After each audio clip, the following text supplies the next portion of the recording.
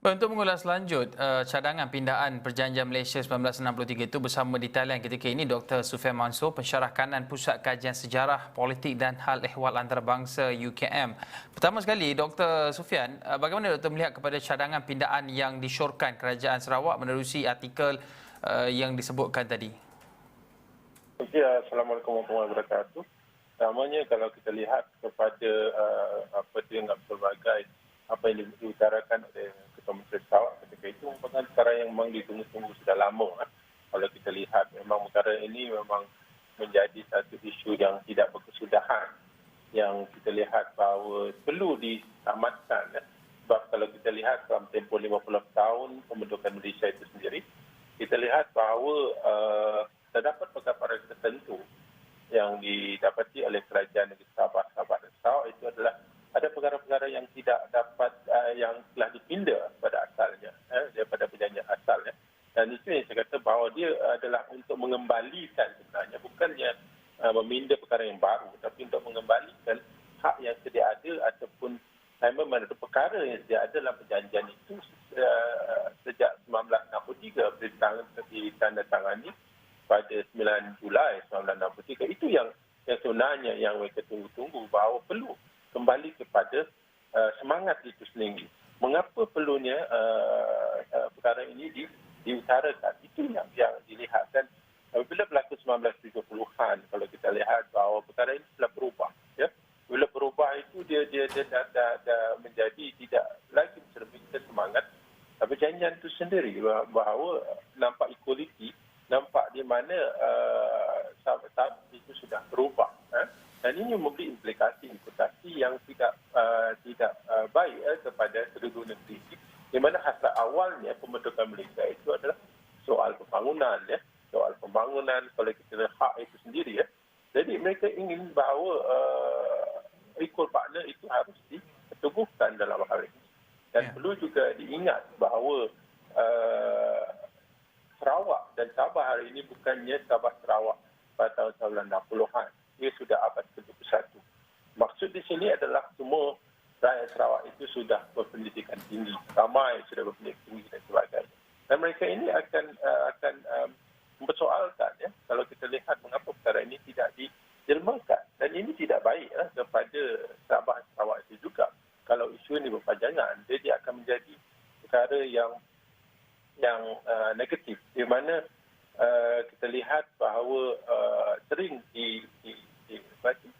dimomokkan setiap kali kita lihat dalam hal ini akan membawa kepada pembangunan dan juga isu-isu yang lebih penting itu tidak ditengahkan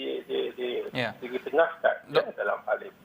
Doktor, kalau kita lihat Perjanjian Malaysia 1963 ini ada mungkin segelintir yang melihat ia sebagai modal politik untuk menarik sokongan Borneo atau Sabah Sarawak kepada persekutuan, dan ini juga pernah dicadangkan perpindaan itu pada 2018. Tetapi pada pandangan doktor, apakah yang mungkin menghalang pindaan-pindaan ini dilakukan, dan jika ianya dapat diatasi halangan tersebut, apa signifikannya pindaan ini kepada Sabah dan juga Sarawak?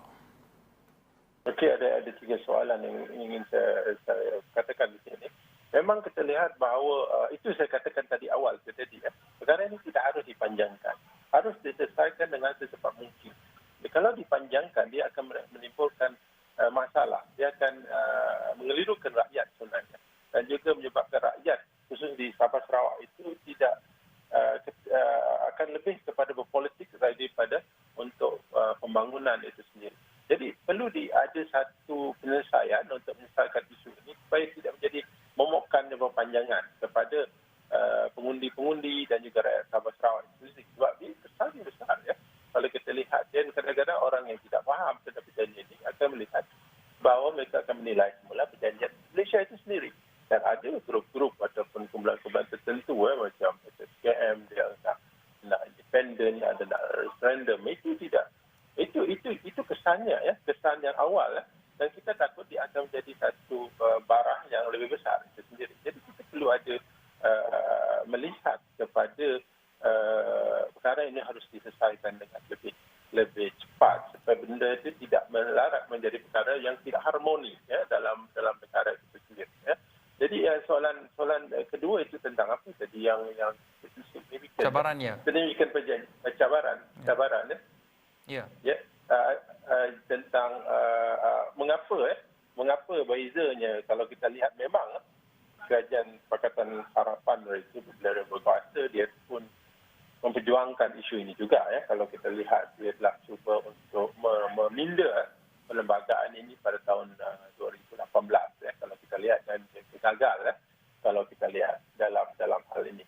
Dan perlu diingat mengapa perkara ini gagal dan apa bezanya dengan hari ini, apa yang dibezakan diminta oleh Sarawak sendiri dan diminta oleh Ketua Menteri hari ini apabila dia menyatakan dalam PC beliau tadi, dia menyatakan bahawa dia umpama kosmetik ya, dia katakan semua kosmetik ya. Gimana? Memang betul kalau kita lihat bahawa apa yang dinyatakan oleh dia nak satu yang komprehensif, yang menyeluruh, bukan hanya satu amendment yang tinggal begitu saja tanpa satu perkara yang lebih konkret, lebih boleh anggap sebagai memberi faedah yang bertunjangkan kepada semangat Malaysia itu sendiri, iaitu pembangunan. Ya. Dan dia pun telah mengatakan pada perkara kelima dalam PC dia itu mengatakan bahawa perkara ini berkaitan dengan pembangunan. Equal partner disebut. Itu yang kita lihat. Itu yang nyatakannya di dalam PC dia. Dia kata bahawa contribution Sarawak itu harus dikira. Satunya. Yang kedua, kita lihat bahawa apa yang dibolehi Sarawak itu, kalau kita lihat dia mention ataupun maklumkan dalam PC beliau itu, dia kata bahawa dalam rancangan Malaysia ke-12 itu ya, Malaysia Sarawak hanya mendapat 40 bilion juga pendapatan nampak banyak ya kalau kita lihat, tapi dari segi portion, dari segi peratusannya dia adalah 6.8% saya dalam PC dia tadi, tidak besar ya kalau kita bandingkan. Dia macam tidak equal dengan aspek contribution dan juga saiz negeri itu sendiri. Ya. Baik, terima kasih Dr. Sufian Mansur, pensyarah kanan Pusat Kajian Sejarah Politik dan Hak Lewat Antarabangsa UKM, berkongsi pandangan dan juga cadangan berhubung dengan cadangan pindaan perlembagaan persekutuan dan juga manfaat-manfaat yang boleh diperoleh Sabah dan juga Sarawak.